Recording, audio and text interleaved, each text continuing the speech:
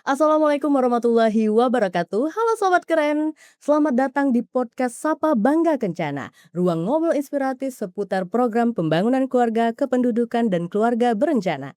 Episode kali ini benar-benar spesial karena kita kedatangan tamu dari IPKB Provinsi Sumatera Selatan. Nah, kebetulan juga kita akan membahas hari ini tentang arah, program, dan juga tantangan IPKB Provinsi Sumatera Selatan. Yuk, penasaran? Kita lanjut aja.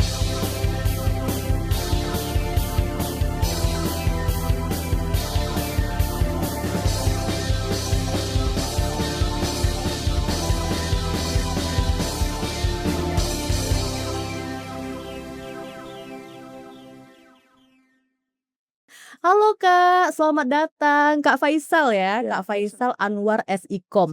Boleh dipanggil Abang, Kakak, atau Mas? boleh, Abang, Kakak boleh. Boleh Ical semuanya ya, jangan semuanya tapi satu aja ya. atau Bang, Kakak, Ical, Bu? Oh Kakak Ical, oke. Baik Kakak Ical, jadi, untuk pertama kalinya ini datang di podcast Sapa Bangga Kencana. Iya, pertama kali. Baik, selamat datang ya di sini dan juga, sebelum kita tanya-tanya lanjut, ini saya mau, tanya juga Kakak, bagaimana sih perasaannya setelah, terpilih menjadi Ketua IPKB Provinsi Sumatera Selatan? Oh, ya campur aduk kalau kata orang ya Iya. sebenarnya.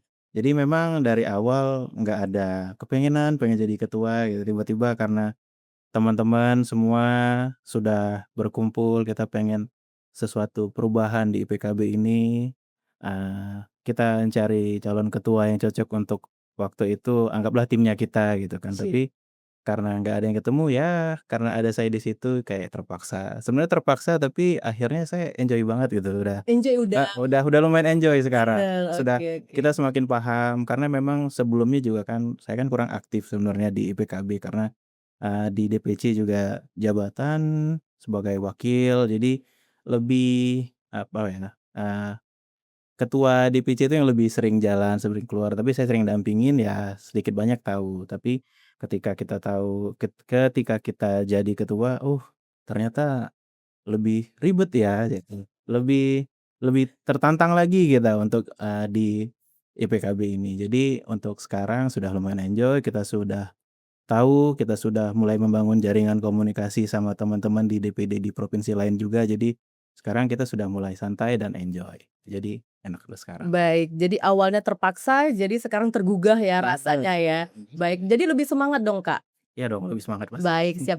Nah, jadi kalau kita lanjut lagi nih, gimana sih, apa namanya, pendekatan baru, apakah ada inovasi untuk IPKB? Inovasi mungkin secara komunikasi kita lebih ke tim-tim DPC-DPC yang baru gitu kan. Kita pengen merubah pola komunikasi yang kita ingin merangkul semua tim DPC itu yang lebih aktif. Jadi kita bangun komunikasi yang kita nggak menutup, informasi atau kita nggak membatasi komunikasi semacam apapun dari DPC, entah itu obrolan biasa, entah itu, eee koreksi ke kita atas program-program yang baru kita jalani karena memang kita baru juga kan. Atau juga kita dikasih masukan oleh DPC, kita harus seperti ini, kita membuka seluas-luasnya jalur komunikasi untuk itu, biar kita bisa berubah gitu. Apa kan kita nggak mungkin berjalan sendiri. Jadi teman-teman dari DPC inilah sebenarnya, eee, juga sebagai motor penggerak dari DPD nantinya gitu. Kita pengen, semua bisa bekerja bersama, kita bisa merangkul semuanya jadi, nggak ada kita pengen jadi jembatan antara teman-teman di DPC ke DPD juga ke perwakilan gitu. Baik, Kak.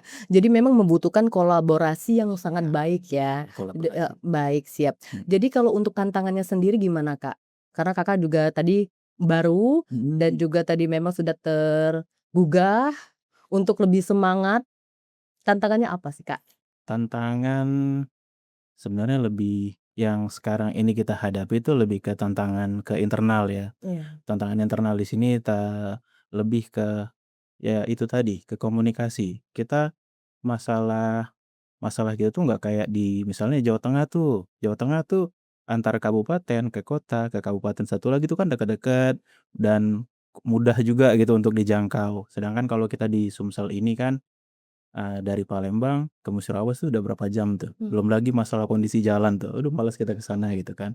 Lebih ke itu, lebih ke komunikasi dan, koordinasi, dari jaraknya kita masing-masing gitu. Terus, ya memang nggak dipungkiri kan, yang waktu kita jadi ketua, terpilih jadi ketua itu kan ada yang belum memilih atau belum cocok dengan programnya kita gitu, itu yang kita harus, lebih intensif lagi untuk berkomunikasi, lebih intensif lagi mensosialisasikan program-programnya kita, atau seperti apa kita ingin IPKB ini berjalan ke depannya gitu.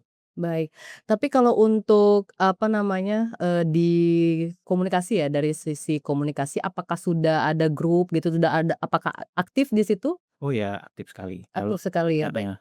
heeh, di WhatsApp tentunya ya. Iya. Kalau di WhatsApp itu memang udah ada, sebelumnya udah ada grup yang seperti grup komunikasi, jalur informasi, atau memang, sebenarnya kita udah ada dari provinsi udah bikin grup Linlab dan Iya. koordinator lapangan itu kan sudah ada, tapi kita memang sekarang bikin lagi, jadi biar lebih fokus dan grupnya itu juga lebih sedikit, jadi informasi itu bisa lebih intensif diterima gitu kan. Jadi kita buat khusus ketua, ada khusus sekretaris juga, dan khusus bendahara. Memang grup lama sudah ada, tapi kita bikin yang baru karena, nggak kita kan nggak enak ya Iya. untuk yang lama supaya kita suruh keluar, jadi kita bikin yang baru semua. Dan alhamdulillah sekarang sudah intensif semua untuk jalur komunikasinya, untuk berbagi informasi.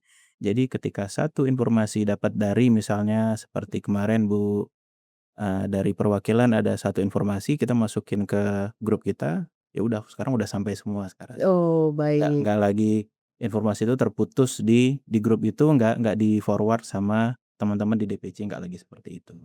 Baik Kak Ical, kalau tadi kita sudah bahas tentang, apa namanya, kolaborasi ya.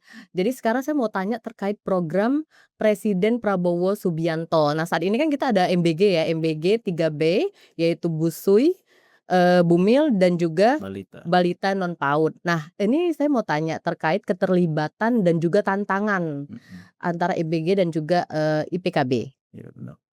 Kalau untuk masalah MBG 3B, kan selama ini udah berjalan, sudah dalam berapa bulan ini sudah mulai berjalan lah ya. Kalau, tantangan utama yang kita hadapi lebih ke, informasi atau program sosialisasi dari kita. Banyak banyak yang belum tahu kalau misalnya program MBG 3B itu sebenarnya ranahnya kita loh gitu kan. Banyak pihak yang lebih tahu kalau misalnya, kegiatan MBG 3B ini masih dipegang penuh oleh BGN gitu, padahal ya itu kan TPK kita tuh kalau nggak salah, TPK dan memang PKB juga kan yang me-handle itu. Jadi, untuk tantangan dalam MBG memang lebih ke masalah kolaborasinya. Kolaborasi kita yang kita sendiri menyadari kita di lapangan, kita belum seperti kayak belum ada gaungnya gitu kalau misalnya MPG 3B ini, BKKBN atau Kemenhub Bangga loh yang mau-handle gitu. Jadi lebih, memang itu tadi lebih ke masalah promosinya. Jadi kita teman-teman di lapangan juga kita minta untuk, jika kita meng-handle MBG 3B, kita sedikit dipromosin lah, "Ini programnya kita loh Bu, kita program ini dari Pak Prabowo, kita yang handle," gitu. Baik, jadi Seperti dibutuhkan ini ya, apa namanya, promosi lagi ya, dan mhm, juga heeh, dan juga kolaborasi antara, Posyandu dan juga, Posyandu. IPKB tadi? Iya benar, karena kalau di wilayah saya sendiri di Musirawas, saya di Tugumulyo, mmm, TPK itu nggak boleh ngantar MBG, langsung ke tempat-tempat si sasaran 3B nggak boleh. Jadi, mmm TPK hanya mendampingi ketika di Posyandu. Kan kalau kita lihat dari program-program MBG yang untuk 3B, TPK ini boleh ngantar ke rumah gitu kan, tapi sengaja di-cut sama, BGN sudah ada komitmen bersama dengan kecamatan juga karena ditakutkan ketika kader kita membawa, omprengan, kita membawa makanan bergizi itu di jalan nih, di jalan takutnya itu terkontaminasi.